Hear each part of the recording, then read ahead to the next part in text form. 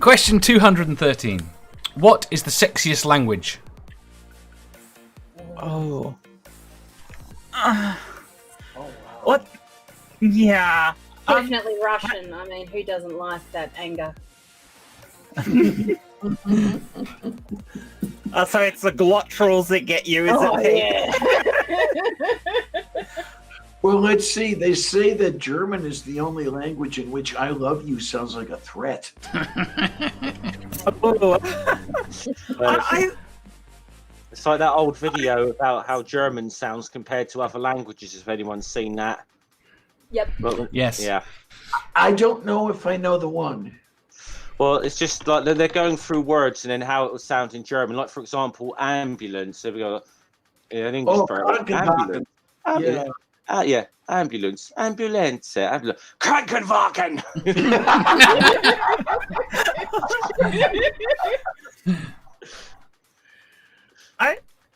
See, my answer to this would be weird because I find accents more sexy than languages. Yeah, I know what you mean. Okay, I understand where you're coming from. Right, Yeah, Nerdy so- says Python.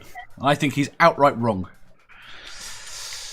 Although Hans What says did Nerdy Haskell. say? Python. Oh, languages. Oh, well, if you want to talk that way, how about assembly language? Assembly sexy. But there's so many different types of assembly. That's the problem. Yeah, indeed there are. And I don't even think I would know how to program an assembler anymore. It's been so long since I've done it. Well, I mean, if you could program 8086, you can program the modern ones. There's only extensions to the language, so it's not that much more complicated. That's the thing. I don't know protected mode programming. Yeah. So The bigger problem than protected mode, honestly, is all the freaking Windows calls if you want to write a modern program. So nobody would write an assembler now. You'd write. I mean, even operating systems are written in high-level languages like C. Oh, absolutely, yes. The Linux kernel is written almost entirely in C. Yeah, so no one writes an assembler anymore. Let's get back to languages, the point. Yeah. Godless Granny says French, because you can French, but you can't Russian. This is what I'm thinking about here. Yandira says, I love German accents. So I quite like people that say... You like it. Okay, so we can speak that way. If I can do this correctly now. I quite like the episode Camp German. From what was this TV show? Which one? I'm thinking narrow it down, Hogan Zeros. Yeah, thank you. Hogan Zeros, yes. I know nothing. It's really difficult. I will say one thing, that I do not find French all that sexy. No. Yeah, I'm with you, Diana. I like a Scottish accent. Scottish accent is absolutely adorable. Trainbeck said Scottish. One of my professors. Trainbeck said Scottish. One of my professors from years ago grew up in Edinburgh, and God, he had the loveliest Scottish accent. Yes, it's adorable.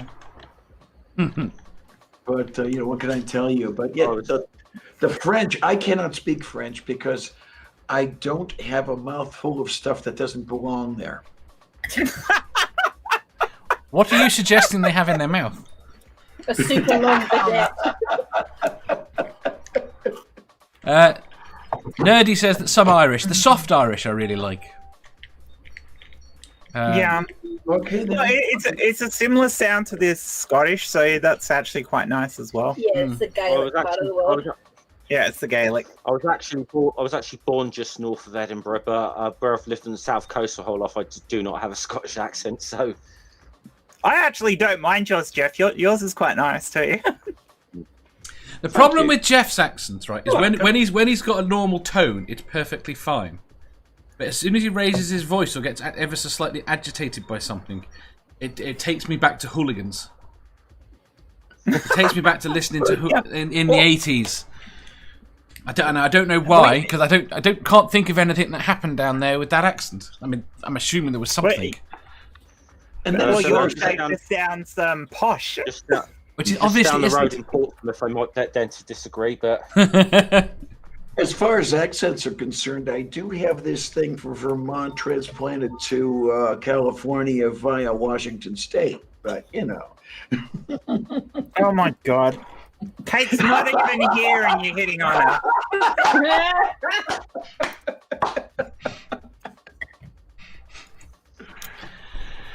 All right. You could just cut that one, Dave. I know.